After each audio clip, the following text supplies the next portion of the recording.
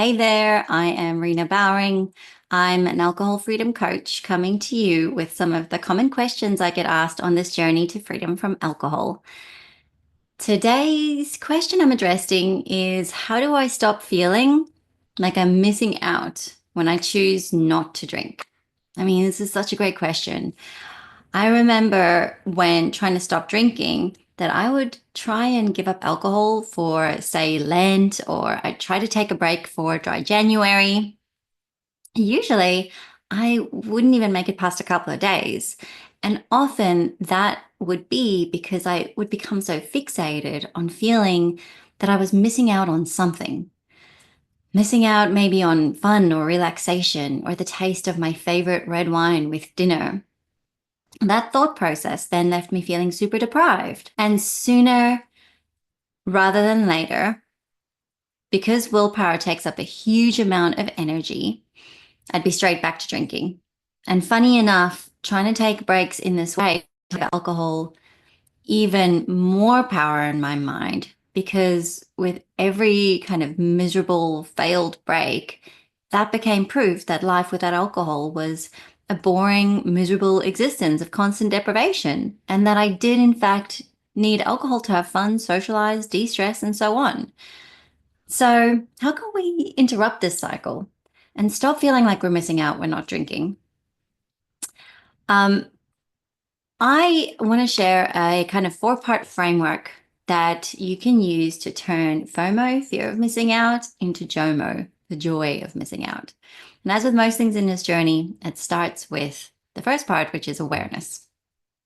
So when you notice you're feeling deprived or like you're missing out, slow down and get curious about what exactly it is that you believe you're missing out on. In other words, describe to yourself what you're missing out on. Do you think that those drinking are having more fun? Or maybe you feel like you're missing out on the taste of your favorite alcoholic beverages. Maybe you feel like you won't fit in or belong with the rest of the group, who may all be drinkers. Or maybe you miss that relaxing feeling that you're used to getting at the end of a long workday. Remember, FOMO is fear of missing out. In other words, it's a fear driving our motivation to pick up that drink. So take a moment to journal and help clarify these fears for yourself. The second part of this framework is about inviting curiosity. So after your journaling, you now have a list of things that you believe you will be missing out on or deprived of when you don't drink. So now invite curiosity to each of these thoughts or fears. For example, if the original thought was, I won't have fun, inviting curiosity might sound like, is that really true? Now, your initial response may be, yeah, it's true. Like you might think back to previous times when you stopped drinking and you didn't have fun. But remember, you didn't come into it with this awareness. So ask yourself the second layer. Can I be 100% sure that that's true, that I can't have fun without drinking? For these types of thoughts, and often I like to think back to a time when I wasn't a drinker. Now, that wasn't like large portion of my life when I tried to stop drinking, because I stopped drinking at such an early age, 13. I started drinking at such an early age, 13. So, but it was still true for me that before 13, there was, and even when I started drinking, right, I didn't just like hit the ground running drinking. It was more sporadic. And I knew how to have fun without drinking inherently. You know, I watch kids all the time.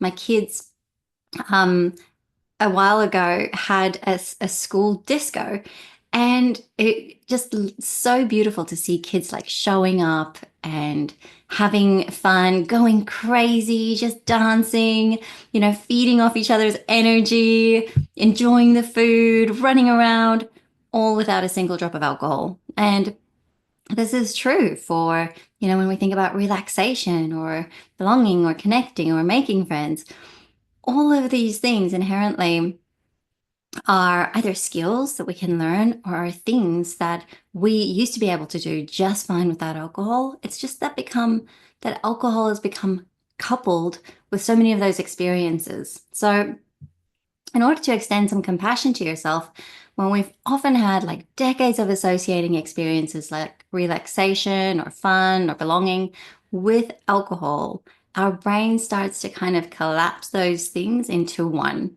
so that fun, relaxation, belonging, celebration, and alcohol seem to be one thing in our minds, one and the same thing. So, inviting curiosity is about making some room, making some space to explore that and kind of gently pick those things apart. And sometimes a reframe on that fear or belief can sound as simple as, maybe I can't be 100% sure that I need alcohol to have fun. I'm willing to consider it's possible that I could have fun without alcohol. See that subtle shift from I can't have fun without alcohol to I'm willing to see? It leaves a certain openness. And that brings us to the third phase, which is that experimental mindset. Now that you have a bit of openness, you want to, with the insight gained from your awareness and curiosity, explore changing your list of fears to intentions. So, in other words, if the fear was not having fun without drinking, set that as your intention. Can I have fun without drinking? And then go and experiment. Now, I would say don't just do it once, because the first time doing things alcohol free can feel a little bit awkward because it's so new and different for us often. So commit to experimenting at least 3 times in different settings and with different people to gather data about having fun without alcohol. If your intention is to relax after work, experiment with different ways, relaxing after work, and notice how you feel with each experiment, and then adjust what you're going to try next based on the data you gather. When we're changing entrenched neural pathways around drinking, one of the most powerful ways that we shift our thinking and change our brains is this type of experimentation. So, the fourth part and final part of this framework is changing your relationship with alcohol is not about what you're missing out on, it's about what you're gaining. Here's the thing, our brain naturally focuses on whatever we tell it to focus on. So, when we are unintentionally focusing on all the things we're deprived or missing out on, our brain will keep looking for more and more of that evidence. It's like lint in a dryer, it just keeps gathering. That's how brains work. It's constantly trying to prove itself right, or what's known as confirmation bias. But here's the great thing, when you intentionally direct your brain to find things that you're gaining by making this decision not to drink, your brain will set out to find more evidence of what you're gaining by not drinking. So you might notice you're feeling better. Maybe you feel a little bit more confident. Maybe you feel more present. Maybe it's just a relief of not constantly thinking about where your next drink is coming from, or that connections feel more genuine, or simply that you love how you feel waking up the next morning. So, the mindset of shifting your focus intentionally to what you're gaining helps counteract feelings of deprivation and create so much more positive emotion about this change that you're making that keeps you motivated and actually propelling forward in this direction that you want to go. So, to recap, notice when you're feeling deprived or feeling like you're having FOMO when not drinking, shift to awareness, journal and describe what exactly you're feeling that you're missing out on. Get curious. Is it really true? Can I be 100% sure that it's true? Experiment. Go and try it out with the intention of creating the fun, relaxation, connection, belonging that you actually want. And shift to focus on what you're gaining.